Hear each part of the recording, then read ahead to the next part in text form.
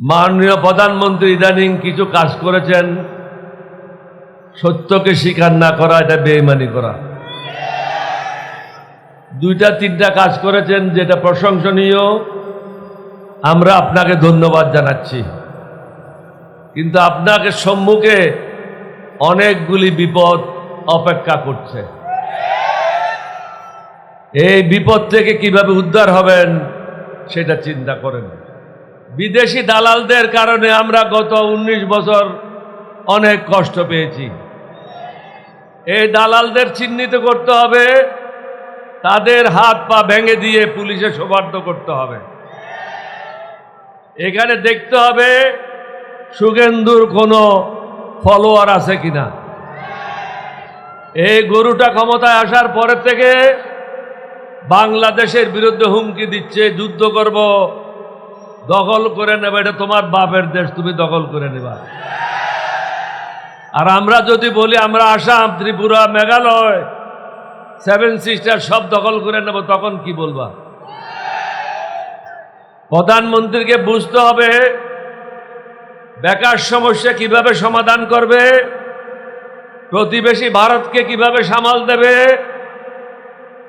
দ্রব্যমূল্যের ঊর্ধ্বগতি কিভাবে নিয়ন্ত্রণ করবে। উনার দলের লোকেরা যে চাঁদাবাজি করছে, যার কারণে দ্রব্যমূল্য প্রতিনিয়ত বৃদ্ধি পাচ্ছে, বিদেশি বিনিয়োগ আসছে না, তাদের তালিকা প্রস্তুত করে তাদেরকে কিভাবে জেলে নিক্ষেপ করবে, এটা তাদেরকে উনাকে চিন্তা করতে হবে। সব লম্বা কোর্তাওয়ালা কিন্তু আলেম না। আপনি যাদেরকে মন্ত্রী হিসাবে বসিয়েছেন, এদের দেশ চালানোর কোনো অভিজ্ঞতা নাই। আপনাকে তেল মারবে এবং আপনার প্রশংসা করবে, কারণ সে চায় তার দুর্নীতি করতে। যে সমস্ত ঋণ খেলাপিরা সংসদে গেছে, সে কি করবে? দুর্নীতির মাধ্যমে টাকা উপার্জন করে ঋণ খেলাপি থেকে বেরোবার চেষ্টা করবে। স্বশিক্ষিত বা অশিক্ষিত লোকেরা যারা গেছে, তারা কি করবে? যা পারো ধরে নাও, আর সুযোগ আছে কিনা জীবনে ঠিক নাই। এই অবস্থায় আপনি নিরাপদ মোটেও না। পাকিস্তানের সাথে চুক্তি করেছেন, চীনের সাথে চুক্তি করেছেন, তারপরে তো আপনি আরো বিপদে পড়েছেন। বিসমিল্লাহির রহমানির রহিম। মঞ্চে উপবিষ্ট বিরোধী দলীয় নেতা, বাংলাদেশ জামাত ইসলামের সম্মানিত আমির জনাব সভাপতি,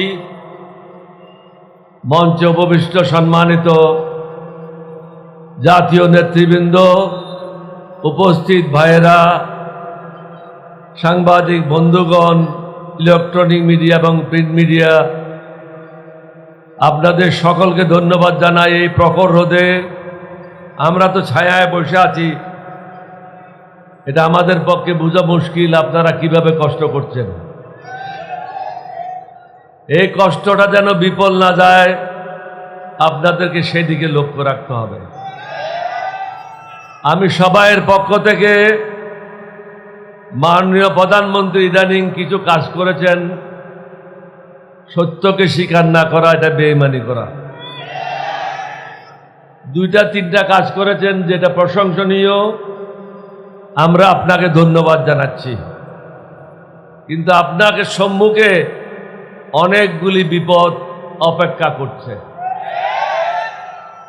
এই বিপদ থেকে কিভাবে উদ্ধার হবেন সেটা চিন্তা করেন। প্রথম বিপদ হলো লক্ষ লক্ষ যুবক চাকরির জন্য ঘুরে বেড়াচ্ছে, প্রতিদিন বেকার সমস্যা বৃদ্ধি পাচ্ছে, বিদেশি বিনিয়োগ বন্ধ। বাংলাদেশে যে সমস্ত বড় বড় বিদেশি কোম্পানিগুলি আছে, তারাও তাদের কর্মকাণ্ড গুটিয়ে নিচ্ছে। তাহলে আমাদের ছেলে মেয়েরা কোথায় যাবে? দুর্ভিক্ষের আশঙ্কা, তৃতীয় বিশ্বযুদ্ধের আশঙ্কা, যুদ্ধের কারণে দ্রব্যমূল্যের ক্রমবর্ধমান ঊর্ধ্বগতি, জনগণ দুঃসহ জীবন যাপন করছে। যার কারণে পত্রিকা খুললেই দেখবেন প্রতিনিয়ত হত্যাকাণ্ড ঘটছে। মানুষের মনে যখন অশান্তি হয়, মানুষ যখন সমস্যায় জর্জরিত হয়, সে তখন আর ডান বাম দেখে না। আরেকটি গুরুত্বপূর্ণ বিষয় হলো, বিদেশি দালালদের কারণে আমরা গত 19 বছর অনেক কষ্ট পেয়েছি। এই দালালদের চিহ্নিত করতে হবে, তাদের হাত পা ভেঙে দিয়ে পুলিশে সোপর্দ করতে হবে। এখানে দেখতে হবে শুভেন্দুর কোনো ফলোয়ার আছে কিনা। এই গরুটা ক্ষমতায় আসার পরের থেকে বাংলাদেশের বিরুদ্ধে হুমকি দিচ্ছে, যুদ্ধ করব, দখল করে নেবে, এটা তোমার বাপের দেশ, তুমি দখল করে নেবা। আর আমরা যদি বলি আমরা আসাম, ত্রিপুরা, মেঘালয়, 7 সিস্টার সব দখল করে নেব, তখন কি বলবা? আমরা তো সেটা বলছি না। আমরা বলি যে আমাদের ঘরে আমাদেরকে শান্তিতে থাকতে দাও, তুমি তোমার ঘরে শান্তিতে থাকো, তোমার ব্যাপারে আমরা কোনো হস্তক্ষেপ করব না, এটা তোমাদের আভ্যন্তরীণ ব্যাপার। কিন্তু তোমরা প্রতিনিয়ত আমাদের আভ্যন্তরীণ ব্যাপারে হস্তক্ষেপ করে যাচ্ছ। বাংলাদেশকে অশান্ত করার ব্যাপারে ভারত এখন নতুন পদক্ষেপ নিয়েছে। শহীদ রাষ্ট্রপতি জিয়াউর রহমানের সময় কাদের সিদ্দিকী সহ আওয়ামী লীগের অসংখ্য নেতাকর্মী ভারতে আশ্রয় নিয়ে ব্রাহ্মণবাড়িয়া থেকে আরম্ভ করে ময়মনসিংহ পর্যন্ত বর্ডার অস্থিতিশীল করেছিল। এটাকে ঠিক করতে আমাদের অনেক কষ্ট হয়েছে। তৎকালীন ভারতের প্রধানমন্ত্রী, উনার সাথে কথা বলে, উনি খুব ভালো লোক ছিলেন, ভদ্রলোক ছিলেন, উনি এই সমস্যা নিজেই সমাধান করেছিলেন। কিন্তু এখন ভালো লোক, ভদ্রলোক ভারতে ক্ষমতায় নাই। মানুষকে, মুসলমানদেরকে নামাজ পড়তে দিচ্ছে না, মসজিদ ভেঙে দিচ্ছে, ঘর বাড়ি জ্বালিয়ে দিচ্ছে। আমরা তো কোরআন মানি, সুন্নাহ মানি, যার কারণে প্রত্যেক ধর্মের মানুষকে আমরা নিরাপত্তা নিশ্চিত করছি। আমাদের দেশে তো কোনো ঘটনা ঘটে না, কারণ আমরা আমার নবীর উম্মত, আল্লাহর বিধান আমরা মেনে চলি। এখানে প্রফেসর মুজিবুর রহমান সাহেব বলে গেছেন, ইংলিশে বলে, পাকিস্তানে যখন আমি বিএ পড়ি বিশ্ববিদ্যালয়ে, আমাদের একটা বই ছিল, ওটার নাম ছিল ইসলামিক আইডিওলজি। ওইটার প্রথম শব্দটাই ছিল Islam is a complete code of life. Islam হলো একটা পূর্ণাঙ্গ জীবন ব্যবস্থা। প্রধানমন্ত্রীকে বুঝতে হবে বেকার সমস্যা কিভাবে সমাধান করবে, প্রতিবেশী ভারতকে কিভাবে সামাল দেবে, দ্রব্যমূল্যের ঊর্ধ্বগতি কিভাবে নিয়ন্ত্রণ করবে। ওনার দলের লোকেরা যে চাঁদাবাজি করছে, যার কারণে দ্রব্যমূল্য প্রতিনিয়ত বৃদ্ধি পাচ্ছে, বিদেশি বিনিয়োগ আসছে না, তাদের তালিকা প্রস্তুত করে তাদেরকে কিভাবে জেলে নিক্ষেপ করবে, এটা তাদেরকে ওনাকে চিন্তা করতে হবে। আমরা কোনো সমস্যা করছি না। আমাদের বিরোধী দলের নেতা এবং আমাদের মাননীয় সংসদ সদস্যরা বলেছেন, আপনারা সত্যের পথে আসেন, ন্যায়ের পথে আসেন, আমরা আপনাদের সাথে আছি। আমরা তো কোনো আপনাদের কাছে কোনো ভবন চাই না, কোনো ব্যবসা চাই না, কোনো বাণিজ্য চাই না। আমরা চাচ্ছি শুধু মানুষের জন্য শান্তি, সুখ। সেটা কিভাবে আসবে? গত 50 বছর আমরা যে সমস্ত ভুল ভ্রান্তিগুলি সংবিধানে দেখেছি, প্রশাসনে দেখেছি, সেই ভুল ভ্রান্তিগুলি শোধরানোর জন্য প্রশাসনিক যে সমস্যাগুলি আছে সেগুলি ঠিক করার জন্য আপনাকে অনুরোধ করছি। আজকে আপনি পাবলিক সার্ভিস কমিশনে চেয়ারম্যান নিয়োগ দেন, মেম্বার নিয়োগ দেন, এটা দলীয় দৃষ্টিকোণ থেকে নিয়োগ দেওয়া হয়, যার কারণে সে দলের সেবাদাস হিসাবে কাজ করে। একই অবস্থা দুদকে, একই অবস্থা প্রধান বিচারপতি বা বিচারপতিদের। প্রত্যেকটা সাংবিধানিক পদে আমরা বলেছি একটা কমিটির মাধ্যমে যাচাই বাছাই করে নিরপেক্ষ ব্যক্তিকে পদায়ন করা হবে। আমরা তো বলি না জামাতের নেতাকে দিতে হবে, 11 দলীয় ঐক্য জোটের নেতাকে দিতে হবে। আমরা চাচ্ছি যারা রাজনীতির সাথে জড়িত না, ধানের শিশুরও হবে না, পাল্লারও হবে না, ছাতিরও হবে না, অন্য কোনো প্রতীকের হবে না, সে হবে বাংলাদেশের প্রতীক। আমরা তো অন্যায় কিছু আবদার করছি না আপনাদের কাছে। আপনার বুঝতে হবে অনেকগুলি সমস্যা আপনাকে মোকাবেলা করতে হবে। অর্থনীতির অবস্থা মোটেও ভালো না। চীনা বাবা উদ্ধার না করলে আপনি আগাতে পারবেন না। হয়তো চীনে গেছে কিছুটা সহযোগিতা পাবেন, কিন্তু এটা দিয়ে তো কাজ চলবে না। নিজের দেশে আপনাকে উপার্জন বৃদ্ধি করতে হবে।